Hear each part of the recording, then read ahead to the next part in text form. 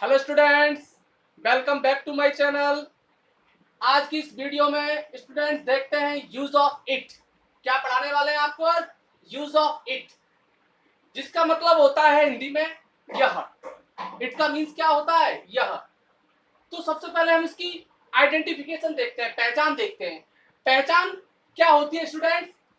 ये इट का प्रयोग निर्जीव वस्तुओं के लिए, तुच्छ प्राणियों के लिए, या समय के लिए, या ऋतु, महीना, वर्षा, दिन, साल, त्योहार आदि के लिए करते हैं। इसके अलावा हम जीरेंड इन्फिनिटिव के स्थान पर भी अर्थात सलाह देने के लिए भी हम इट का प्रयोग करते हैं। जोर देने के लिए भी हम इट का प्रयोग कर सकते हैं। So students, it it means मैंने बताया था अभी, यह होता है। इट एक प्रोनाउन है। क्या है? इट एक प्रोनाउन है। लेकिन ये प्रोनाउन जो है सब्जेक्ट और ऑब्जेक्ट दो के रूप में काम करता है। लेकिन आज जो हम आपको सिखाने वाले हैं वो इंट्रोडक्टरी सब्जेक्ट के रूप में इट को हम पढ़ाएंगे। तो इसका स्ट्रक्चर क्या होगा? सबसे पहले हम स्ट्रक्चर देखते हैं। क्या देखते हैं? Structure. Subject, verb, object. Subject के रूप में यहां क्या आएगा? इट। क्या आएगा? इट आएगा। और वर्ब के रूप में इज, वॉज और विल बी आएगा। जो ये तीनों टेंस को बता रही हैं। इज प्रेजेंट टेंस, अर्थात इट का प्रयोग हम प्रेजेंट टेंस में भी कर सकते हैं। किसमें कर सकते हैं? प्रेजेंट टेंस में। और वॉज बता रहा है पास्ट टेंस, और विल भी बता रहा है फ्यूचर टेंस। अर्थात हम तीनों टेंस में हम इट का यूज कर सकते हैं। लेकिन इट जो है वो सिंगुलर सब्जेक्ट है। कैसा सब्जेक्ट है? सिंगुलर। सिंगुलर सब्जेक्ट है। सिंगुलर सब्जेक्ट है, इसीलिए हमने प्रेजेंट में इज का प्रयोग किया है, और पास्ट टेंस में वॉज का प्रयोग होगा इट के साथ, और फ्यूचर टेंस में विल बी का प्रयोग होगा। सो स्टूडेंट्स, हम स्ट्रक्चर हमने आपको बता दिया। अब हम देखते हैं सेंटेंस। सबसे पहले हम सेंटेंस देखते हैं निर्जीव वस्तु।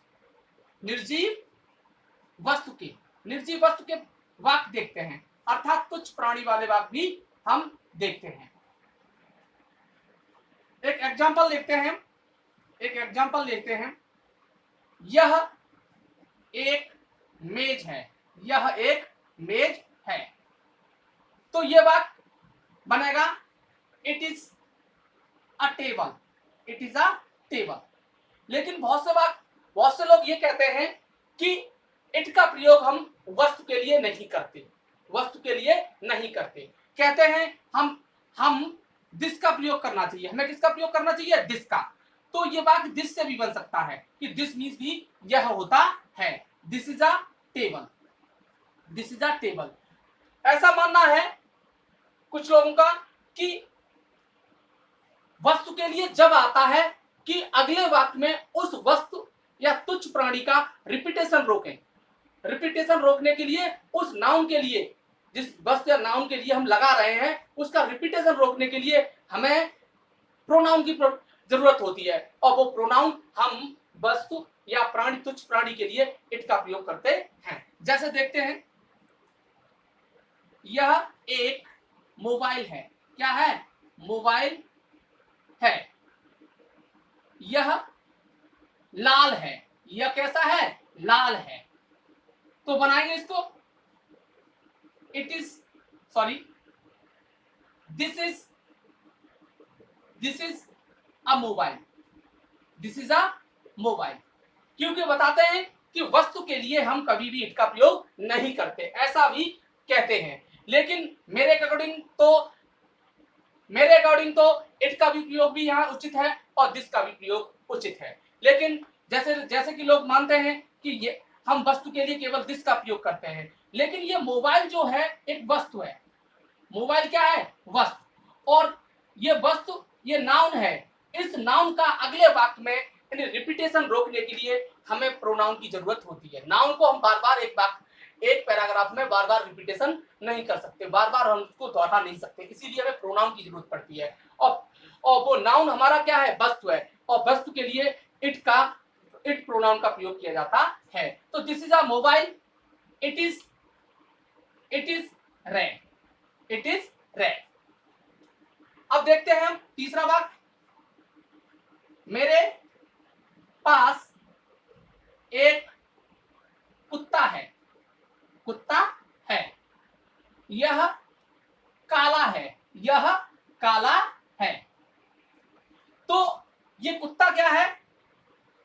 एक नाउन है। कैसा? तुच्छ प्राणी है। तो तुच्छ प्राणी के लिए दिस का प्रयोग मोस्टली माना जाता है। दिस का प्रयोग यानी कि प्राणियों के लिए भी करते हैं और वस्तु के लिए भी करते हैं, निर्जीव वस्तु के लिए। लेकिन इट का प्रयोग केवल बताते हैं, मानते हैं कि इट का प्रयोग केवल निर्जीव वस्तुओं के लिए ही किया जाता है। लेकिन यहां आप देखते हैं I have a dog, I have a dog. Dog हमारा एक तुच्छ प्राणी है और एक नाउन है। इस नाउन का अगले वाक्य में रिपीटेशन रोकने के लिए हम किसका प्रयोग करेंगे? प्रोनाउन का। और वो प्रोनाउन तुच्छ प्राणी के लिए क्या प्रयोग होगा? It. It is black, it is black. यदि ये बात हम नेगेटिव बनाना चाहते हैं तो इन सब के बाद हम नॉट लगा देते हैं। यह एक मेज है तो इट इज अ टेबल। यह एक मेज नहीं है तो it is not a table. इसी तरह दूसरा वाक्य देखते हैं, दिस इज अ टेबल तो this is not a table. यह एक मोबाइल है, यह लाल नहीं है तो इट इज नॉट रेड। यह काला नहीं है, इट इज नॉट ब्लैक। इस तरह से हम नेगेटिव वाक्य भी बना सकते हैं। अब देखते हैं स्टूडेंट्स हम समय से, टाइम से संबंधित वाक्य। किससे संबंधित वाक्य? टाइम से संबंधित वाक्य। टाइम से संबंधित वाक्य देखते हैं। जैसे एक बात लेते हैं, आज सोमवार है, आज सोमवार है। बहुत से लोग बना देते हैं इस वाक्य को टुडे इज मंडे, लेकिन ये गलत है। हमें क्या बनाना चाहिए? इट का प्रयोग करना चाहिए। It is Monday, it is Monday today, it is Monday today. हमें टुडे इज मंडे नहीं लगाना चाहिए, इट इज मंडे टुडे लगाना चाहिए। दूसरा वाक्य देखते हैं, शाम के 5 बजे हैं, 5 बजे हैं, शाम के 5 बजे हैं। तो टाइम का बोध हो रहा है तो क्या बनाएंगे? सब्जेक्ट क्या मानेंगे? It. It is 5 o'clock, it is 5 o'clock in the evening, in the evening. लेकिन इसको हम दूसरी तरह से भी बना सकते हैं। कैसे बना सकते हैं? इट इज 5 PM, 5 PM करके भी बना सकते हैं। अगला वाक्य देखते हैं, जाड़े का मौसम था तो it was winter, it was winter. इसको ऐसे बना सकते हैं, it was winter season, it was winter season.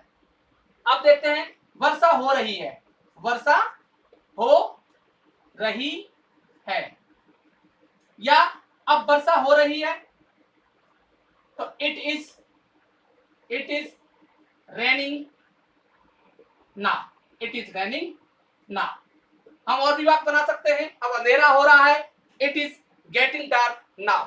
इस तरह से हम बहुत सारे सेंटेंस टाइम से संबंधित वाक्य बना सकते हैं। अब देखते हैं हम सलाह से संबंधित वाक्य। किससे संबंधित? सलाह से संबंधित वाक्य। किससे संबंधित वाक्य देखते हैं? सलाह से संबंधित वाक्य देखते हैं। सलाह से संबंधित वाक्य देखते हैं। सलाह से संबंधित वाक्य अधिकतर होते हैं जीरेंड और इन्फिनेटिव वाले, इन्फिनेटिव वाले, जीरेंड या इन्फिनेटिव। अर्थात हम जीरेंड या इन्फिनेटिव के स्थान पर हम किसका प्रयोग करेंगे? इट का प्रयोग करेंगे। ये सभी वाक्य सलाह से संबंधित होते हैं। जैसे देखते हैं, स्ट्रक्चर यही रहेगा, झूठ बोलना पाप है, झूठ बोलना पाप है, पाप है, झूठ बोलना पाप है। तो ये बनेगा वाक्य, it is a sin to tell a lie, to tell a लाई।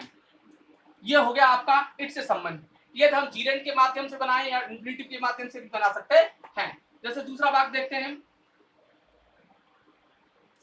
चोरी करना अपराध है, चोरी करना अपराध है, चोरी करना अपराध है। तो इसको भी बनाएंगे, it is a crime, it is a crime to steal, to steal. और नेगेटिव होगा it is not a crime to steal, to steal. इस तरह से सलाह से संबंधित भी वाक्य हमने आपको बता दिए। अब हम देखते हैं जोर देने वाले वाक्य, जिन पर जोर देकर कोई बात कही जाती है। उन वाक्यों को हम अब इस वीडियो में देखते हैं। देखते हैं जोर देने वाले वाक्य, जोर देने वाले वाक्य, जोर देने वाले वाक्य देखते हैं।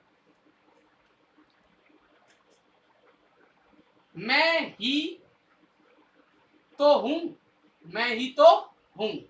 तो ये वाक्य भी किससे बनेगा? मैं ही तो हूं, it is I, it is I. तुम ही तो हो, तुम ही तो हो, it is you, it is you. हम तीसरा वाक्य देखते हैं।